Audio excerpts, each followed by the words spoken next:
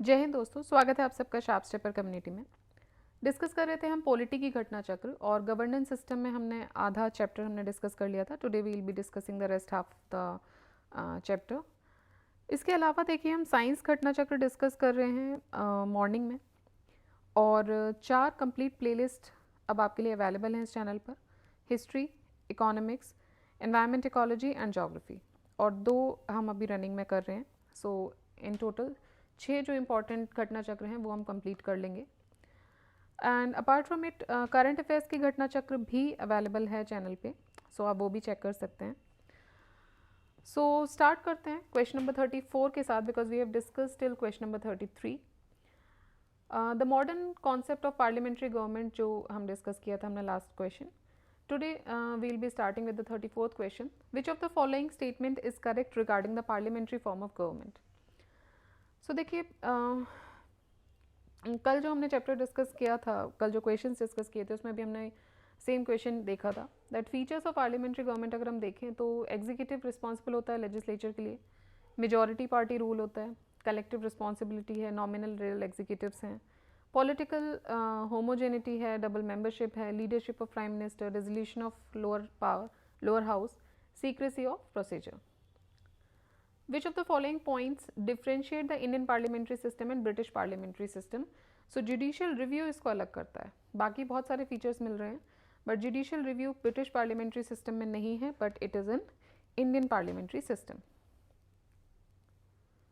Consider the following statement and select the correct answer from the code given below. Assertion says that the Constitution of India provides for a federal system. Reason, it has created a very strong center. So देखिए दोनों ही सही हैं, but constitution federal system के लिए provide करता है ये इसलिए नहीं है क्योंकि बहुत स्ट्रॉन्ग सेंटर है, ठीक है। There are different reasons for it. As per Dr. B. R. Ambedkar, the constitution can be both unitary as well as federal according to the requirement of the time and circumstances. Normal times में it is framed to work as a federal system, but in case of war or emergency it is a unitary system. It is so designed to make it work as though it was a unitary system. So both statement A and R are correct, but R is not a proper explanation of A. Which of the following is not a federal feature of the Indian Constitution? Distribution of power between center and state, entirely written constitution, single citizenship, independent judiciary. So single citizenship, the Indian Constitution has both federal and unitary features. Its federal characteristics includes a written constitution, rigid constitution, distribution of power between states and center, independence of judiciary and bicameral legislature, etc. However, it also includes the features like single citizenship, appointment of governors by the president, declaration of emergency, power of parliament for president, power of parliament for agreement implementations, which are unitary characteristics. So option C is not a federal feature among the given above options. Which of the following is not a feature of Indian federalism? There is an independent judiciary in India. Powers have been clearly divided between center and the state. The federating units have been given unequal representation in the Rajya Sabha. It is the result of an agreement among the federating units. So it is the result of an agreement among the federating units. A written constitution, distribution of power, supremacy of constitution, independence of judiciary, unequal representation of states in Rajya Sabha, dual governments are all the features of Indian federalism. However, Indian federalism is not a result of any agreement among the federating units.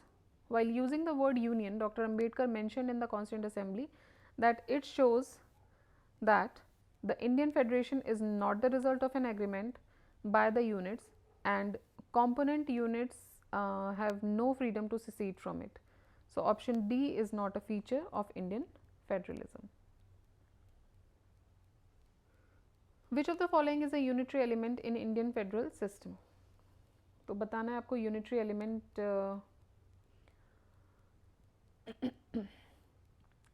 जो है Indian federal system में वो क्या है. So it is appointment of governors, unitary element है, ठीक है. Then unequal representation in Rajya Sabha, all India services, ये तीनों ही यूनिटरी एलिमेंट में आते हैं. Which of the following statement about federal system in India are correct? Federal system के बारे में क्या सही है? सो देखिए फेडरल सिस्टम के बारे में अगर हम बात करें तो constitution introduces a federal system as the basic structure of constitution. सही बात है. There is a strong admixture of a unitary bias. True. Both the union and state legislatures are sovereign. देखिए नहीं, दोनों सोवरेन नहीं है. The legislative, financial and judicial power have been divided between union and its unit. तो देखिए constitution जो है ये इंट्रोड्यूस करता है एक federal system as the basic structure of the constitution. As there is distribution of power given under article 7 given under 7th schedule of constitution under article 245 to 55, which is related to distribution of legislative powers. However, features like single citizenship, appointment of governor, power of the parliament to give legislate on any matter of state in time of emergency, power of parliament to legislate on matter of state in national interest, article 249, they shows a strong unitary system. So statement 1 and 2 are correct, 3 and 4 are wrong. Because the state legislature does not have a power in reference to foreign defense matters, so this power comes under union parliament. So only union is sovereign, not the states. And there is only hierarchy in judicial system, not the division of judicial power between the union and state. So option 4B गलत हो जाएगा. The central and the state governments get authority from, so they get authority from the Indian Constitution. Indian Constitution in India is supreme.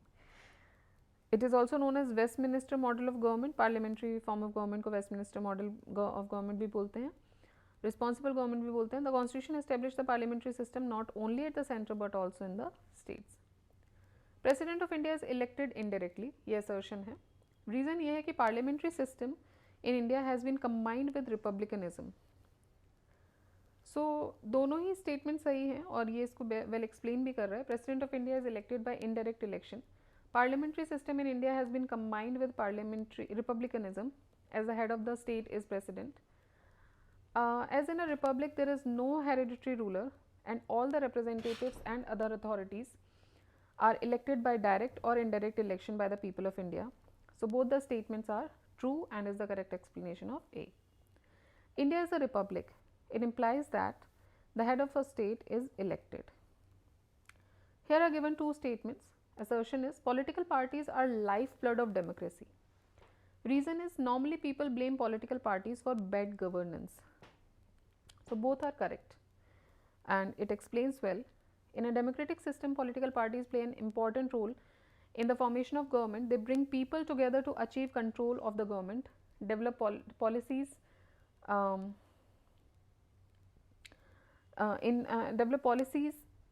in favor of basically the government in favorably and interest of the people. So it is said that political parties are lifeblood of democracy. It is also true that people usually blame political parties for bad governance. So both A and R are true and R is the correct explanation of A. Assertion reason फिर से बताना है आपको. The nature of Indian political system embodies the elements of continuity and change. The Indian political system contains the elements of the following political systems such as modern style, traditional style and saint style. So both are correct. Like Indian political system from modern period to the modern era, its specific elements still exist in intangible form, although continuous and changing Indian political system from various ages and periods contained elements of modern style, traditional style and saint style. So both statement A and R are true and R is the correct explanation of A. Assertion says that federalism is not patriarchal in India. Reason is India is not a federal state. So select the correct answer from the codes given below. So federalism is not practical in India, ये बात तो सही है. This assertion is correct. India is not a federal state. This is wrong. India is a federal state. देखिए India complete federal system नहीं है क्योंकि कुछ प्रोविजंस हैं इंडियन कॉन्स्टिट्यूशन में जो उसको यूनिटरी कैरेक्टर दे रहे हैं. सो इसीलिए प्रैक्टिकल बोला गया है कि प्रैक्टिकल नहीं है. That is correct. However, a number of constitutional experts accept it as a federal state as there is a division of power between union and state. K.C. Weir describes Indian constitution as quasi-federal. What is the nature of Indian constitution? Indian constitution is federal in nature but unitary in spirit. Assertion says that the primary objective of India's federal design was to weave a nation out of its many diverse parts and protect national integration. Reason says that accommodation of diversities has built a stronger, not weaker, Indian nationhood. So both A and R are individually true and R is correct explanation of A. Women, Dalits, poor and minority groups are highest stakeholders of democracy in India. Democracy in India has emerged as the carrier for desire of self-respect. So both are correct and it explains it well. Democracy protects the individual rights and increases the self-respect and dignity of women, poor, Dalit and minority groups. So they are the biggest stakeholders of democracy of India. Both A and R are true and R explains A correctly. The reason for Indian constitution being bulkiest is it incorporates the experience of many constitutions, it contains detailed administrative provisions, it deals with the government of a large country, it contains the constitution of both union and state government. तो देखिए एक single reason नहीं है बल्कि होने के लिए of the constitution in the given option. The nature of the constitution has also become larger due to all the above reasons. So there is no single truth among all the choices, all are true. Indian constitution is a quasi-federal. Indian constitution is neither federal nor unitary. So both A and R are true and R is the correct explanation of A. The framers of Indian constitution adopted the federal system due to two main reasons: large size of the country and socio-cultural diversity. There is no unanimous view among the constitutional experts regarding the nature of the constitution. Granville Austin describes Indian constitution as cooperative federalism, while K.C. Weir describes it as quasi-federal. In other words of D.D. Basu, the Constitution of India is neither purely federal nor unitary, it is a combination of both. So it seems that option A should be the correct answer. Given below are two statements, one is labeled as assertion, another is labeled as reason. Assertion says that Indian federalism is called quasi-federal.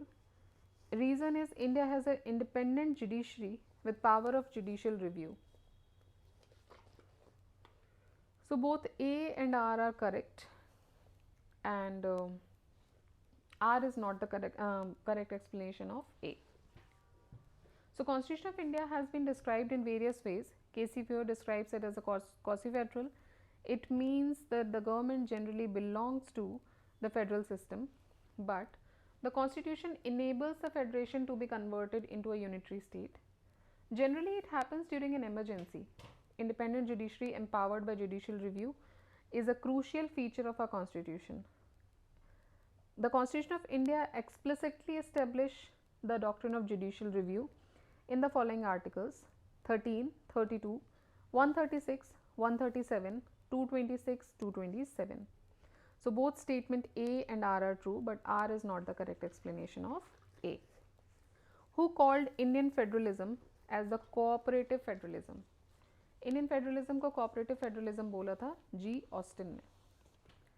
India is a quasi federal state. Who gave this statement? So this statement was given by K.C. Weir. Which one of the following said, a constitution like a machine is a lifeless thing. It acquires the life because of the men who control it. And India needs today nothing more than a set of honest men who will have the interest of the country before them. So ये जो statement है ये दिया था राजेंद्र प्रसाद जी ने. And who rejected the principles of administration as myths and proverbs? Herbert Simon rejected the principle of administration as myths and proverbs, while Dwight Waldo, Frank Marini and F.W. Riggs accepted the administration as myths and proverbs. In relation to Indian constitution, who said that Indian constitution establishes good balance between rigidity and flexibility. So K.C. Weir said that Indian Constitution establishes a good balance between rigidity and flexibility.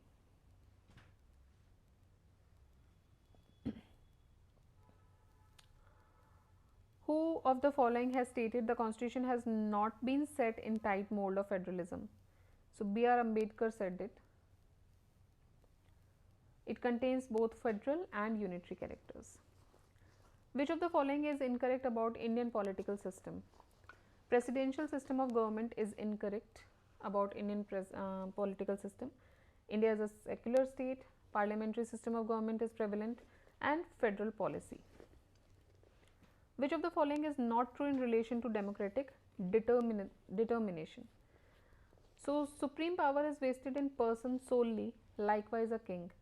This is not true. A state in which people are supreme, it is correct with respect to democratic determination. Supreme power is vested in elected head, a government formed by representative elected by people. Consider the following statements. A constitutional government is one which places effective restrictions on individual liberty in the interest of the state authority, places effective restrictions on the authority of the state in the interest of individual liberty. So, second statement is correct. It places effective restrictions on the authority of state in the interest of individual liberty. Constitution is a source of power of a constitutional government. Constitution imposes certain limitations upon the government in the interest of people. It has evolved to protect interest and liberty from the autocratic power of government. The institutional mechanism remains present in constitutional governments to protect citizens' liberties. In the context of India, which of the following is the characteristic appropriate for bureaucracy?